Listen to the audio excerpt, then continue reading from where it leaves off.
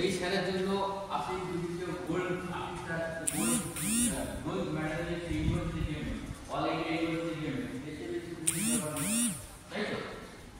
তো আমি জানি কিক বক্সিং গেম একদিনে শেখা যাবে না, এটা অনেক বড় একটা সিলেবাস, কিন্তু एक दिन जरूर सीखेंगे, ये संकल्प लेके चलना, समझ में आया। একদিনে হবে না, কিক বক্সিং শিখতে পারবো না, আজকে আমরা শেখাবো, তোমরা করবে এবং শেখার চেষ্টা করবে, কিন্তু একদিনে হবে না। এটা করতে করতে করতে করতে দীর্ঘদিন যখন করবে তখন শিখে যাবে। আমি কি একবারে মাধ্যমিক পরীক্ষা দিতে পারবো?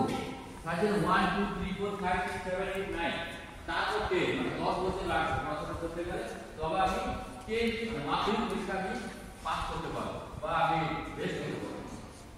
তো kick boxing game same, kick boxing game একটা বড় অনেক বড় একটা সিলেবাস, সেই সিলেবাসটা কমপ্লিট করতে গেলে একদিন ट्रेनिंग कैंप पे কিছু হবে, কিন্তু एक दिन जरूर होगा, ये संकल्प लेके একদিন একদম হবে, এই আশা ভরসা করে কিক বক্সিং শিখতে হবে।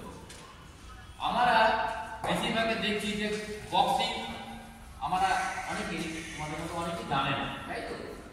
কেন জানে না?